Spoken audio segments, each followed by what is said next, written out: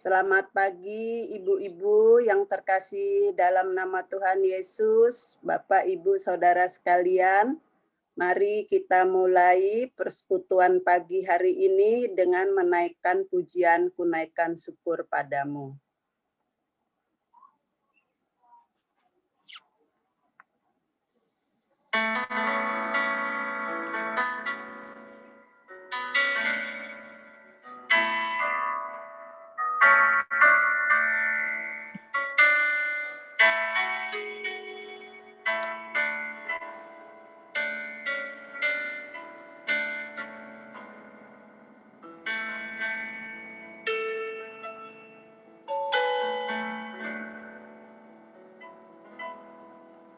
Kunaikan syukur padamu, Yesus. Ku sembah sujud kepadamu, Tuhan. Di hadapan tata kemuliaan-Mu, ku tinggikan, ku agungkan selamanya. Segala puji syukur bagimu, ku tinggikan nama-Mu selalu. Kemuliaan hanya bagimu. Terpujilah nama-Mu.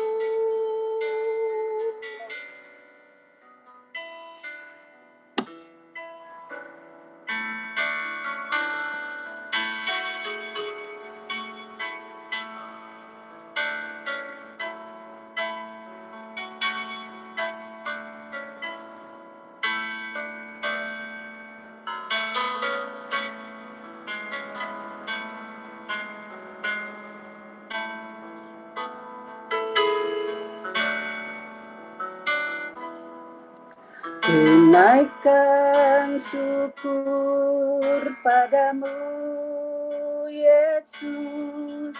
Ku sembah sujud kepadamu, Tuhan. Di hadapan tata kemuliaan-Mu, ku tinggikan, ku agungkan selamanya. Segala puji syukur bagimu, ku tinggikan nama-Mu selalu. Kemuliaan hanya bagimu. Terpujilah nama-Mu. Terpujilah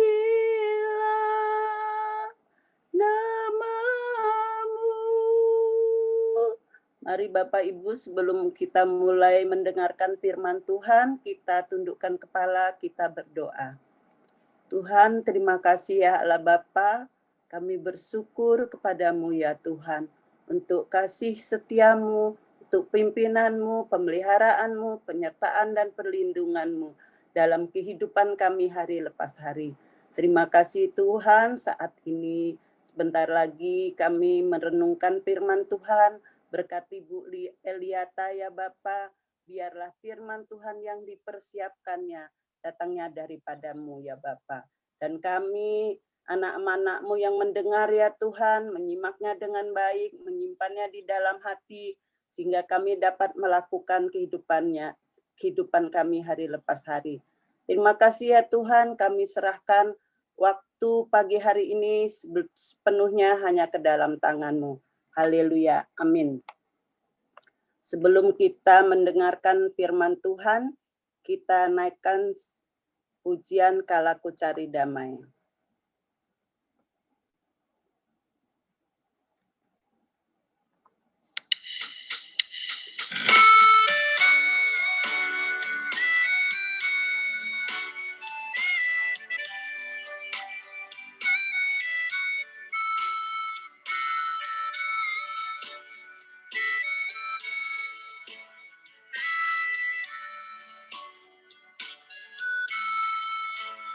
Kalaku cari damai, hanya ku dapat dalam Yesus. Kalaku cari ketenangan, hanya ku temui di dalam Yesus. Tak satu pun dapat menghiburku, tak seorang pun dapat menolongku. Hanya Yesus jawaban hidupku.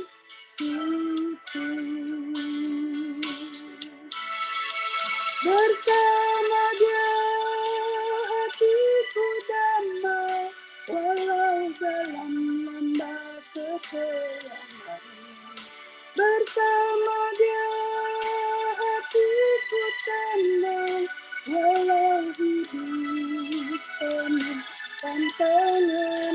Tak satu pun dapat menghiburku, tak seorang pun dapat menolongku. Hanya Yesus jawaban hidupku.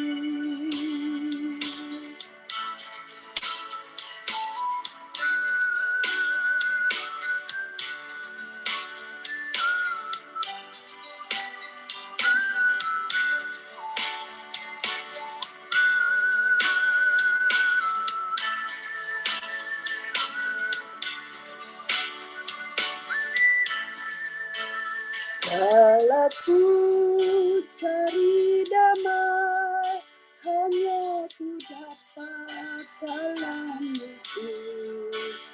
Kalaku cari ketenangan, hanya ku temui di dalam Yesus.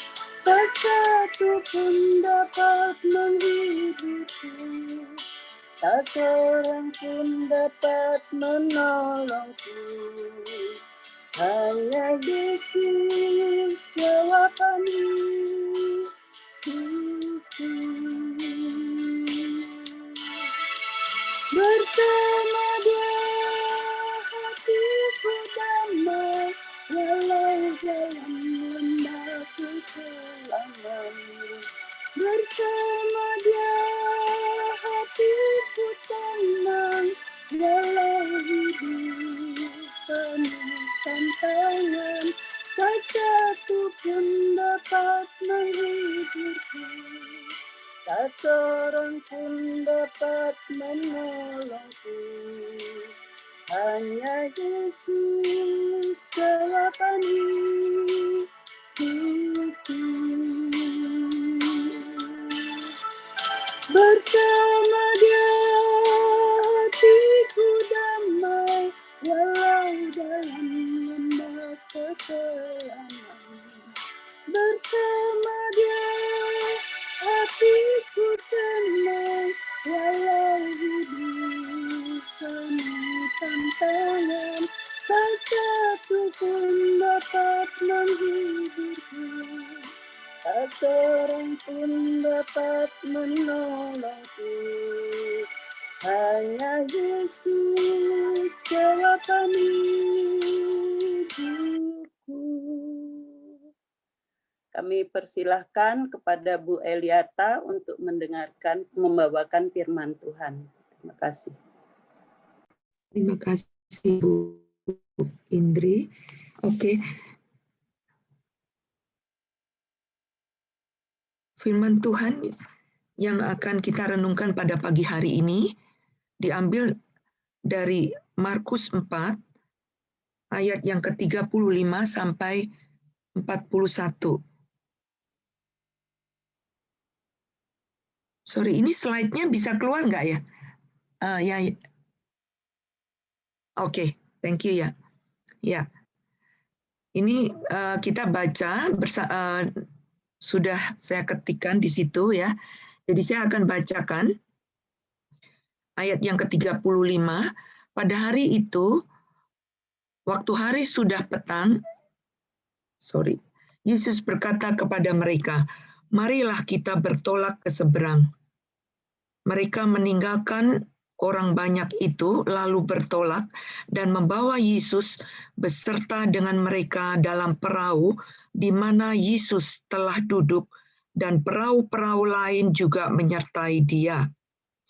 Lalu mengamuklah taufan yang sangat dahsyat, dan ombak menyembur masuk ke dalam perahu, sehingga perahu itu mulai penuh dengan air. Ayat 38, pada waktu itu Yesus sedang tidur di buritan di sebuah tilam. Maka murid-muridnya membangunkan Dia dan berkata kepadanya, "Guru, Engkau tidak peduli kepada kita binasa."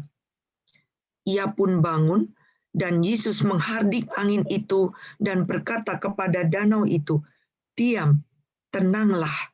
Lalu angin itu reda dan danau itu menjadi teduh sekali. Lalu ia berkata kepada mereka, "Mengapa kamu begitu takut? Mengapa kamu tidak percaya?" Mereka menjadi sangat takut dan berkata kepada seorang kepada yang lain, "Siapa gerangan orang ini sehingga angin dan danau pun taat kepadanya?" Saudara-saudara, Bapak Ibu sekalian, kalau kita melihat di dalam Markus 4 ayat 35 sampai 41, dimulai dengan konteks mengenai mukjizat, di mana Tuhan Yesus menunjukkan kuasa-Nya, di mana Tuhan Yesus sendiri yang mengajak murid-muridnya bersama-sama. Dan di ayat yang ke-35 Tuhan Yesus mengatakan, "Mari kita bertolak ke seberang." Di ayat yang ke-35 ini menunjukkan bahwa Tuhan Yesus secara aktif mengundang murid-muridnya untuk naik di atas perahu. Bahkan di ayat 36, di situ Tuhan Yesus telah duduk di dalam perahu itu terlebih dahulu, dan Dia mengajak murid-muridnya untuk ikut naik ke dalam perahu itu. Nah, ini artinya apa, saudara-saudara? Bahwa Tuhan Yesus telah menyediakan dirinya, Dia telah berada di dalam perahu itu untuk menyeberangi danau Galilea. Dan di dalam ayat yang ke-37, di situ kita melihat bahwa ternyata danau Galilea, saya mencoba melihat geografi, ya, mencari geografi dari danau Galilea itu sendiri. Adalah danau yang terbesar di Israel, di mana danau itu letaknya di sebelah utara Israel, dan tepatnya di kota Tiberias. Danau Galilea adalah danau yang terletak di bawah 211.000 meter di bawah. Mbak, tolong nyalain nasi, Mbak. Panas banget, Mbak. Di bawah permukaan laut. Artinya, Danau Galilea ini dikelilingi oleh bukit-bukit yang anginnya cukup kencang, dan tentunya di sekitar bukit-bukit itu dingin. Dan karena danau itu berada di bawah permukaan laut, sehingga air itu panas. Dan tidak mustahil kalau danau yang disekelilingi dengan bukit-bukit itu sering terjadi taufan, sering terjadi badai. Dan murid-murid di dalam perahu itu, dan beberapa di antara murid-murid itu ada pengalaman sebagai nelayan tentunya, ya. Dan badai yang terjadi saat itu adalah badai yang sangat dahsyat, yang tidak biasa dialami oleh murid-murid sebagai nelayan, sehingga tidak mustahil secara manusia mereka sangat takut karena saat itu terjadi badai taufan yang sangat dahsyat, sehingga murid-murid itu menjadi takut, saudara-saudara. Dan badai yang terjadi secara tiba-tiba ini membuat mereka seolah-olah kabur, membuat mereka seolah-olah lupa bahwa di dalam perahu itu ada Tuhan Yesus yang bersama-sama dengan mereka. Mereka sibuk dengan situasi yang ada di luar diri mereka, dengan air yang mulai masuk ke dalam perahu, dan kondisi perahu itu mulai oleng tentunya, dan mereka begitu ketakutan sehingga mereka mengatakan dan membangunkan kepada Tuhan Yesus. Dia mengatakan kepada Tuhan Yesus bahwa, Tuhan, Guru, Engkau tidak peduli kepada kami yang akan binasa ini. Lalu Tuhan Yesus menjawab dan mengatakan dengan dua statement, saudara-saudara, dengan mengatakan bahwa, mengapa kamu begitu takut? Mengapa kamu tidak percaya? Mengapa kamu kurang percaya? Di dalam Matius juga mengatakan seperti itu. Dan next slide mungkin bisa dibantu. Di situ terkadang kita sebagai orang-orang beriman ya, dan murid-murid Tuhan Yesus sebagai anak-anak Tuhan, sebagai murid-murid Tuhan, dia juga mengalami realitas di dalam pengalaman bersama dengan Allah yang juga menyakitkan, yang juga dialami oleh Harun di dalam Imamat 10 ayat 1-7, di mana Harun mengalami bahwa kedua anaknya meninggal secara mendadak karena dia mempersembahkan api asing di dalam perbaraan di dalam rumah Tuhan, yaitu api yang tidak diinginkan oleh Tuhan.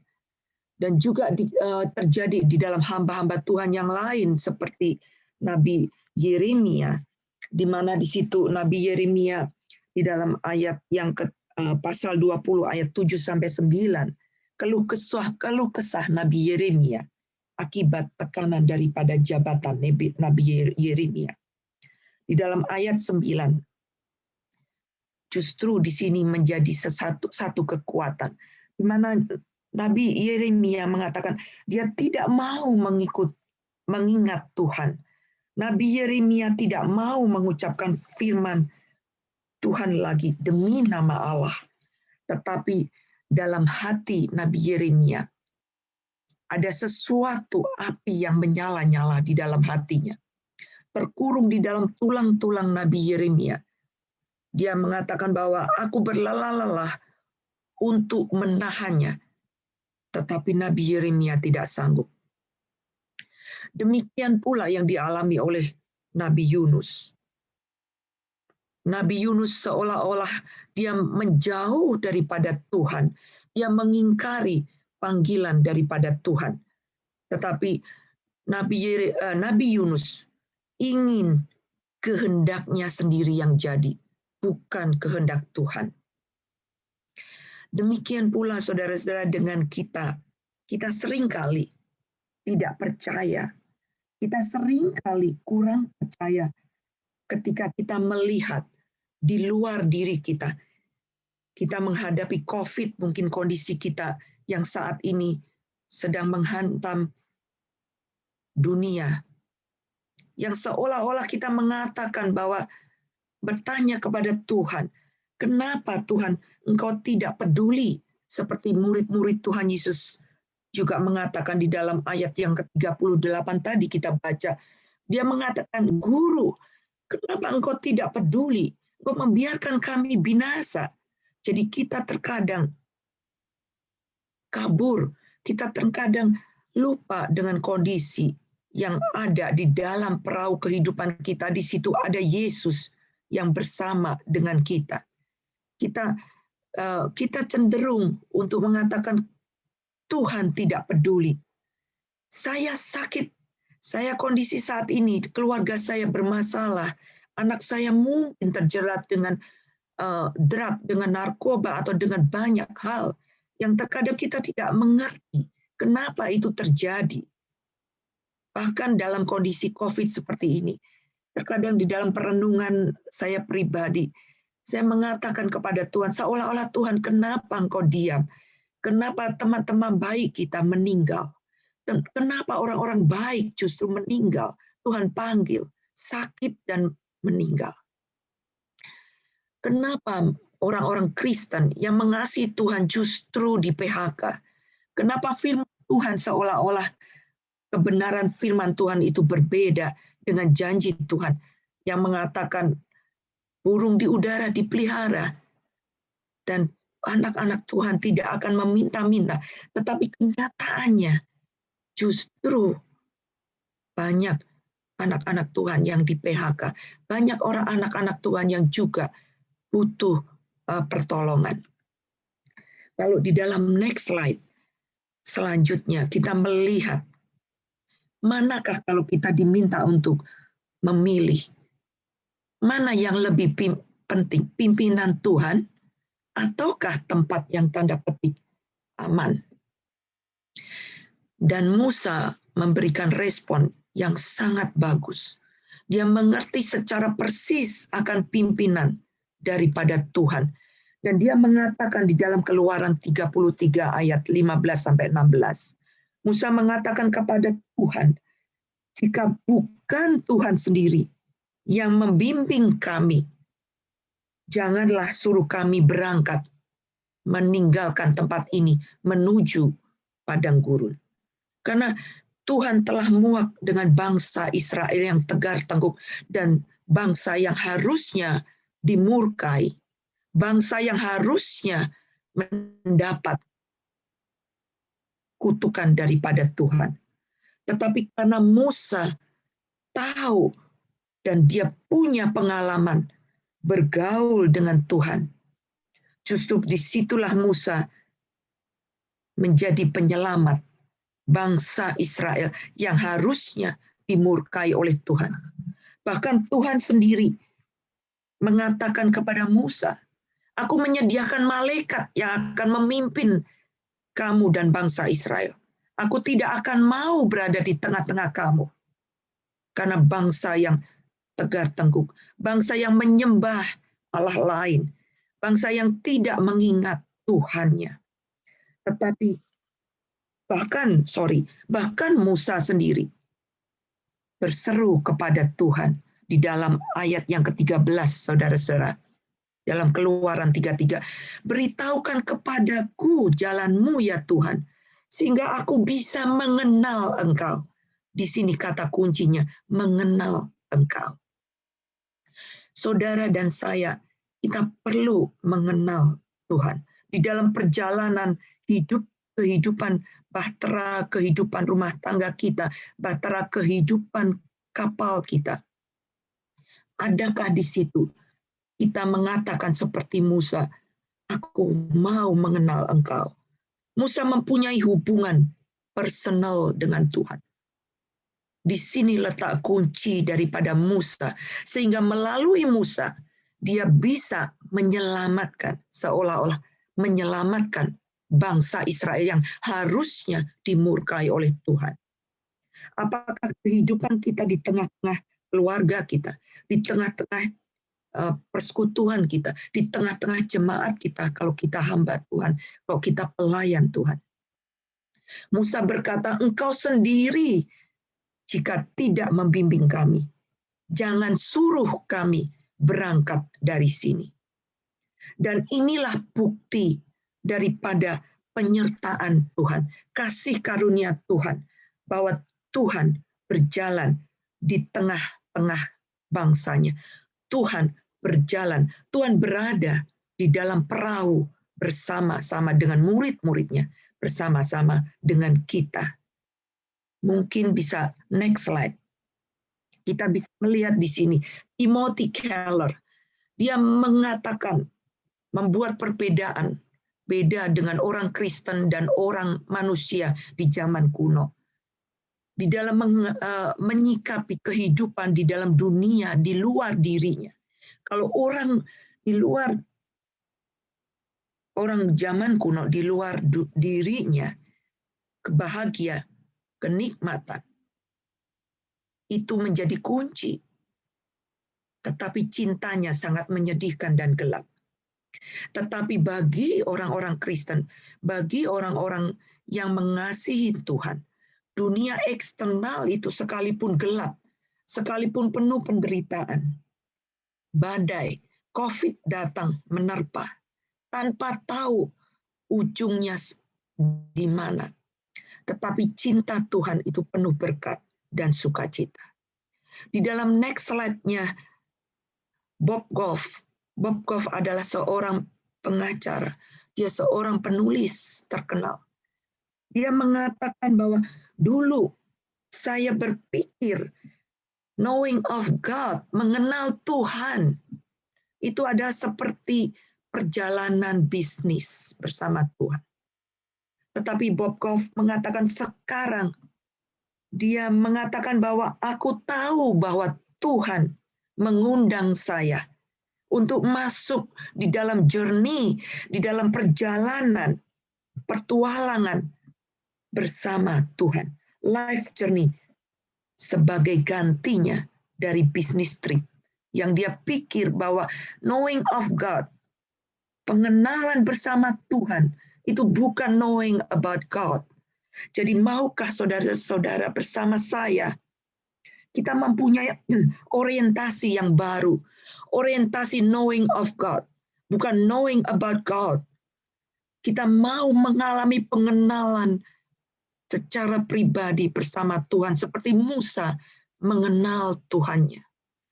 Dia tidak mau meninggalkan tanah untuk menuju padang gurun kalau tidak Tuhan menyertai. Sekalipun Tuhan telah menjanjikan malaikat itu, sekalipun Tuhan telah menjanjikan tanah kemenangan, yaitu tanah Kanaan, susu yang berlimpah dengan susu dan madu.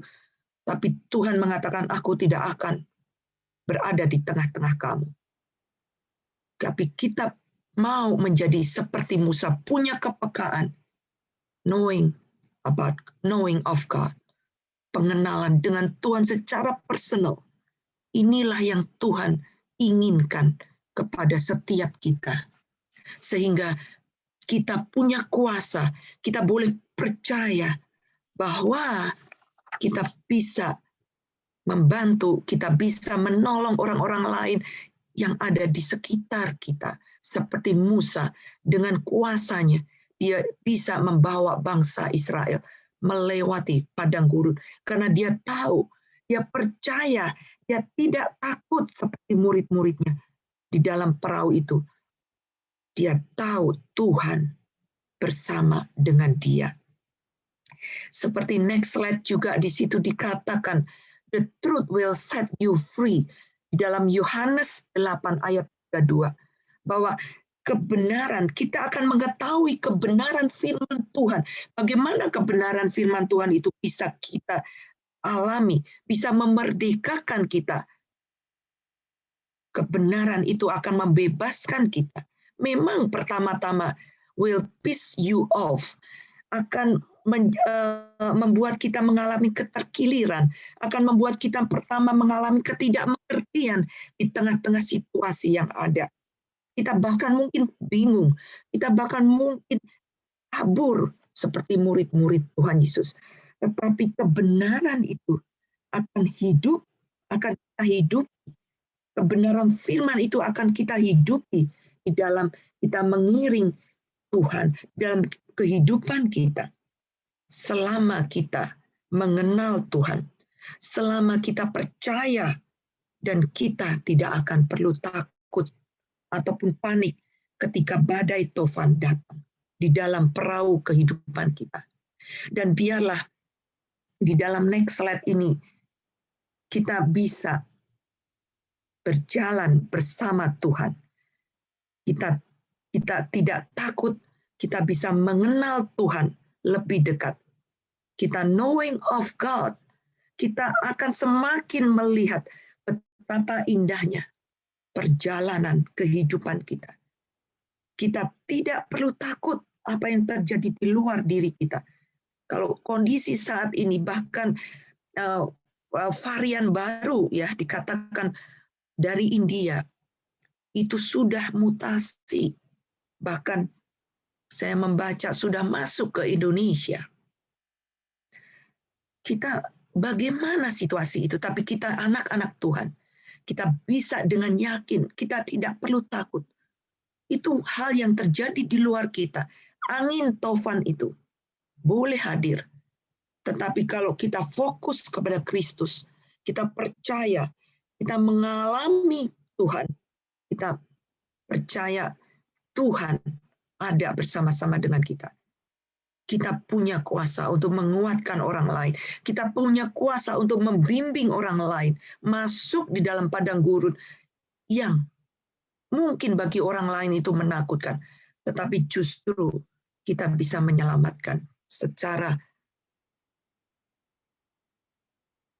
untuk takut di dalam perjalanan bersama Tuhan. Iman yang ada diberikan Tuhan, kasih karunia itu di dalam diri kita. Di dalam next slide, sebagai penutup, saya mau mengajak kepada Bapak Ibu semua, maukah Bapak Ibu dan saya juga berjalan di dalam pimpinan Tuhan, di dalam padang gurun, di dalam perahu yang kita tidak pernah tahu, Danau Galilea ya, yang tentunya akan ada ombak.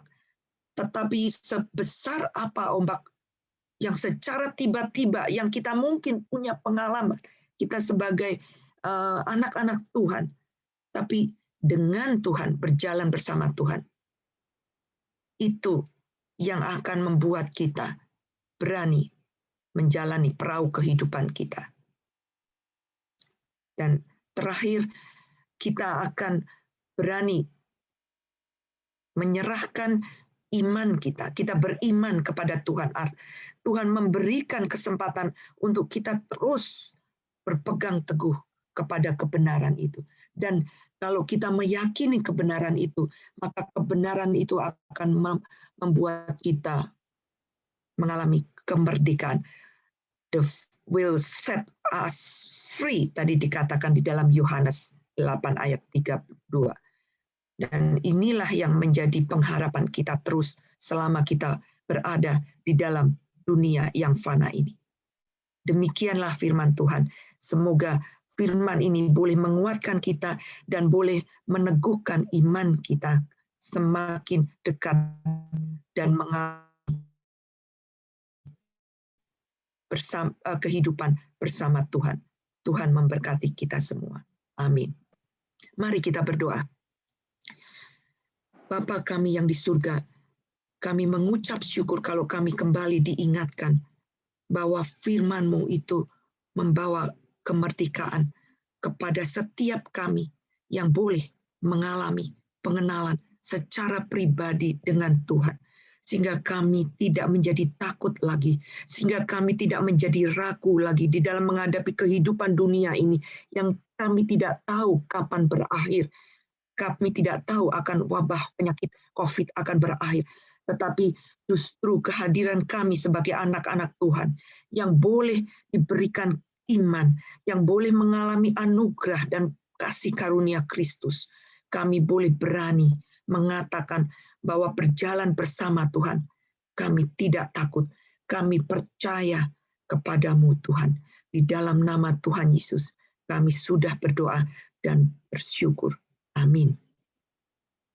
Terima kasih. Terima kasih Ibu Eliata untuk kebenaran firman Tuhan pada pagi hari ini. Biarlah firman Tuhan ini menguatkan bagi saya pribadi dan bagi kita semua. Selanjutnya kita masuk dalam doa syafaat. Doa yang sudah saya bagikan kepada Bapak Ibu semua. Saya mengucap syukur terus. Mungkin kalau ibu-ibu atau bapak-bapak yang belum mendapat bagian di dalam doa ini, saya persilahkan untuk mengambil pokok doa yang ada di layar ini.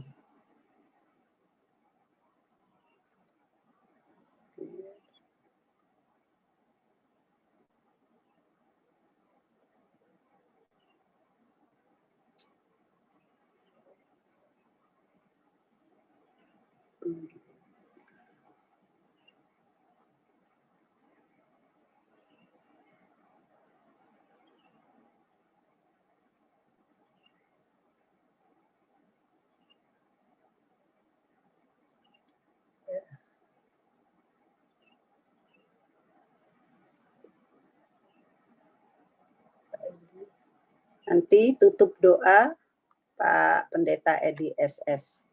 Sebelum kita berdoa, kita naikkan pujian Hatiku Percaya.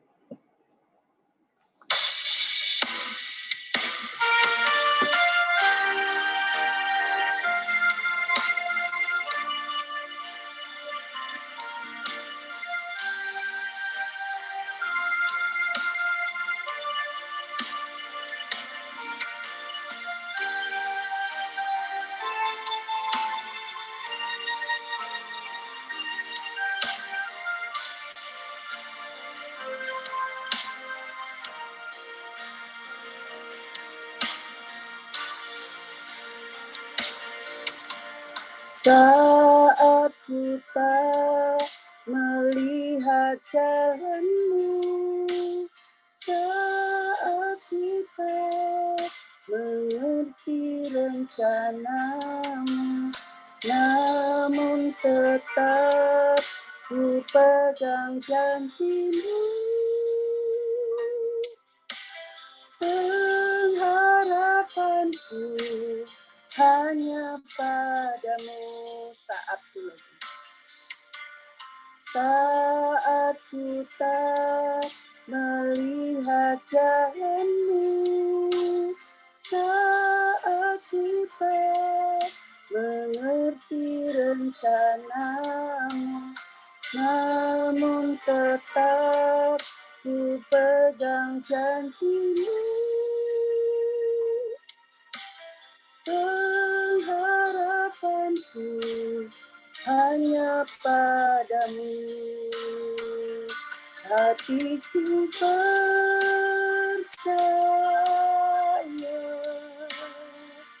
hatiku percaya, hatiku percaya,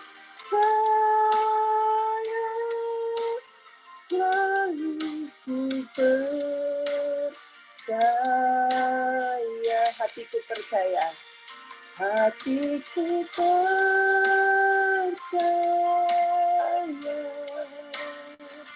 hatiku percaya, hatiku percaya, selalu ku percaya.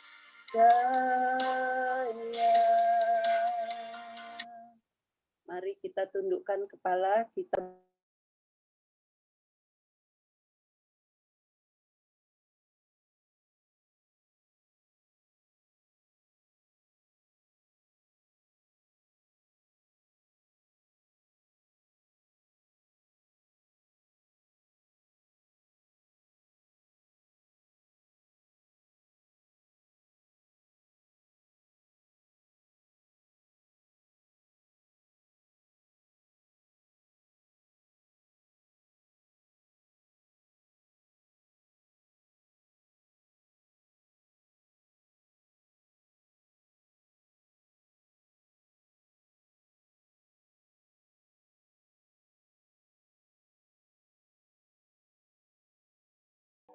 Pagi hari ini kami berdoa untuk seluruh jemaat-Mu GKM Pengharapan, dimanapun mereka berada, apapun yang dikerjakan oleh jemaat-jemaat GKM Pengharapan diberkati oleh Tuhan, siapapun mereka ya Tuhan.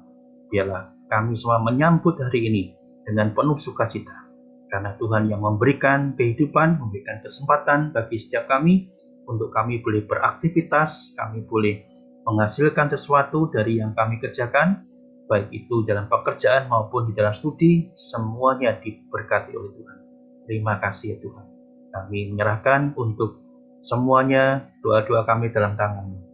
Doa permohonan, doa ucapan syukur ini dalam tangan-Mu Tuhan.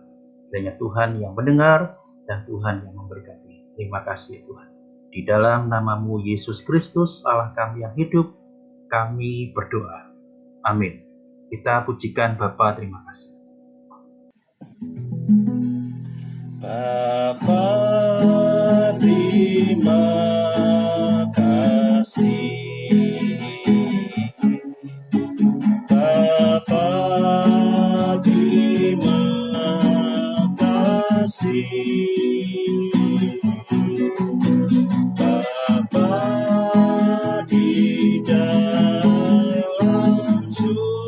Tuhan.